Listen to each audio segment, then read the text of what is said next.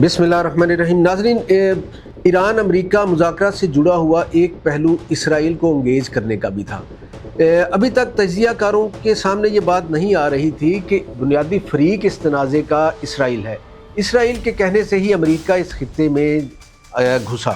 اب اگر جنگ بند ہوتی ہے تو اسرائیل کو راضی کیے بنا امریکہ کیسے یہاں سے نکل سکتا ہے؟ یہ اہم ایک سوال تھا۔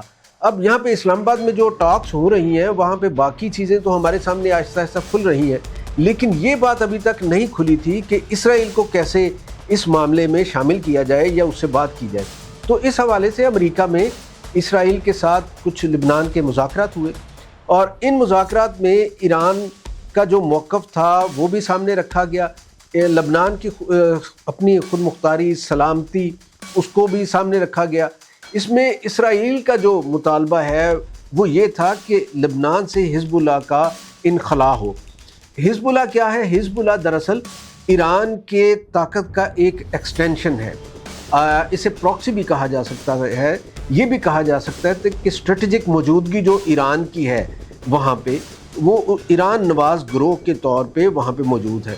وہ تحفظ کرتے ہیں ایرانی مفادات کا لبنان کے اندر۔ پھر لبنان کی اپنی جو حکومت اور عوام ہے ان کے ساتھ مل کے بھی حزب اللہ کام کرتا ہے۔ لبنان چونکہ عام طور پہ اگر حزب اللہ نہ وہاں پہ ہو تو فوجی لحاظ سے ان کی حیثیت کچھ کمزور ہو جاتی، تو حزب اللہ یہ بھی سپورٹ کرتی ہے وہاں پہ ایک مسلح تنظیم کے طور پہ۔ اب اسرائیل یہ سمجھتا ہے کہ اس کے گریٹر اسرائیل بننے میں اس کے ارد گرد کے جو مسلم ممالک ہیں وہاں پہ ایران نواز جو گروہ ہیں ان کی موجودگی رکاوٹ ہے۔ اسرائیل اس لحاظ سے حزب اللہ کو یہاں سے نکالنا چاہتا ہے، اسی لیے ہم دیکھتے ہیں کہ غزہ میں بھی اس نے ان گروہوں کے خلاف کارروائی کی اور مسلسل ابھی تک وہ جاری ہے۔ تو یہ صورتحال جو ہے اسے امریکہ میں ڈسکس کیا گیا، وہاں پہ اسرائیل سے بات کی گئی، اور میرا یہ خیال ہے کہ یہ کریڈٹ پاکستان کو جاتا ہے کہ پاکستان نے بڑا ایک اسٹرانگ میسیج دیا امریکہ کو کہ اگر اسرائیل اپنے شرنگ انگیزی سے نہیں رکے گا تو یہ مذاکرات جو اسلام آباد میں ہو رہے ہیں اور ان کا دوسرا فیز جو ہے وہ جلد ہمیں دکھائی دے گا، ان کی کامیابی ناممکن ہو سکتی ہے۔ تو امریکہ نے پھر اسرائیل کو اور لبنان کو وہاں پہ بٹھایا اپنے ہاں، اور ان کے سامنے دونوں طرح کے مسائل رکھے۔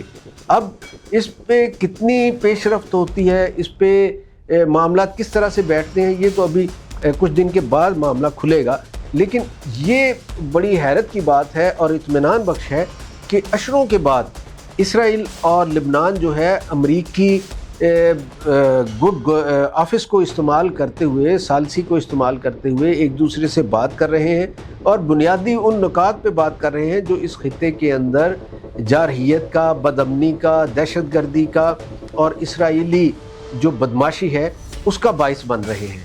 تو میرا یہ خیال ہے کہ یہ ایک اچھی اور پازیٹیو ایک پیش رفت اس حوالے سے بھی ہے کہ اسے عام طور پہ جو تجزیے یہاں پہ کیے جا رہے ہیں اس کا حصہ نہیں بنایا گیا۔